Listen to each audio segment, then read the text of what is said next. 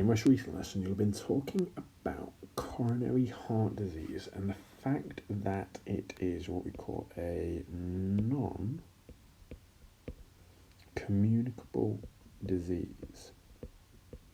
Now, that is just a posh way of saying that it can't be spread between people or between animals, okay? So you can't sit next to someone on the bus and get coronary heart disease from them.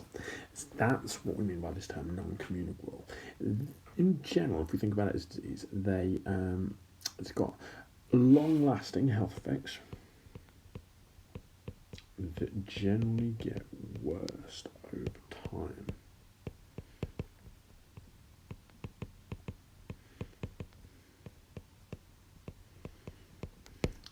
Now, coronary heart disease itself is a term that describes diseases of the heart and also blood vessels as well that surround it.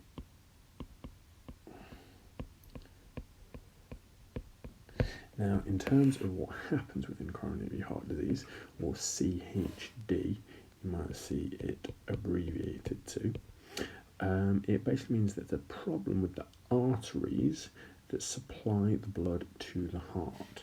So, arteries supply blood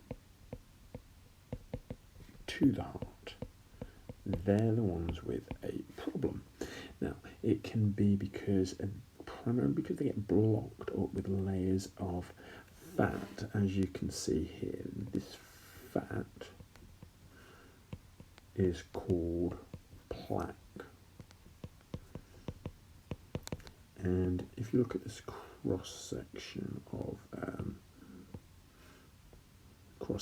the artery here, you'll see that in this one, it's basically blocking off a large proportion of it, so it reduces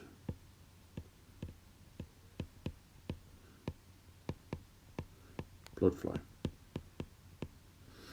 Ignoring the icon at the bottom, just going to try and get rid of it for a minute. Go away, there we go.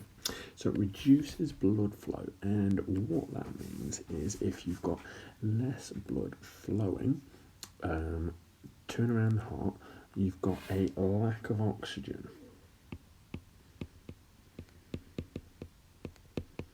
Specifically to the heart muscle. Now, the heart is a muscle, therefore it's got to carry out respiration in order to generate energy to move. It needs oxygen to do that. Now, if it can't get enough oxygen, basically the respiration gets lower and the heart beating in itself stops or slows.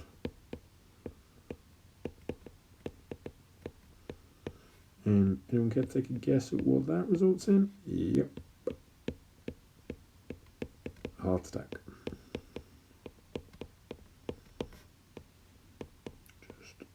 Just sad face to emphasise how bad that is. Now, where there's a will, there's a way, and what you need to be familiar with are some of the aspects of treatment of coronary heart disease. Now, there are a couple of different treatments you need to know about. One is what we call statins. Now, statins are a drug. And what they do is they reduce the amount of what we call cholesterol, which is a type of fat that can build up in the arteries. So they reduce the amount of cholesterol in the blood, meaning that the oxygen has got more space to flow through in the blood through the arteries and decreases the chance of what we just said happening. Now, there are issues with them in that you have to take them very regularly. Once you're on them, really, you can't get off them.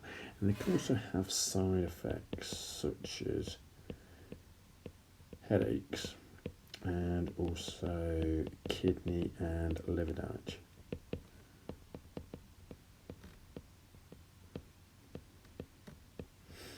Now, the other treatment that you need to be familiar with is one that's called a stent. Now, a stent is simply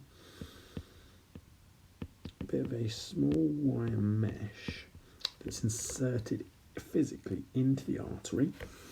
If you see above, it's sort of inserted under a balloon that is basically inflated.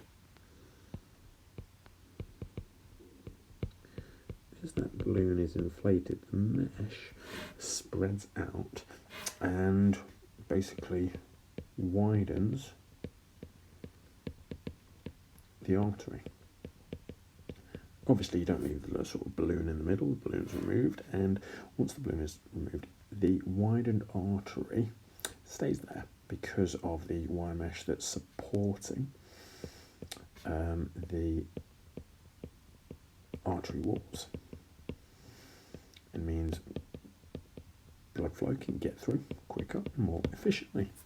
So, main things to bear in mind when it comes to coronary heart disease is obviously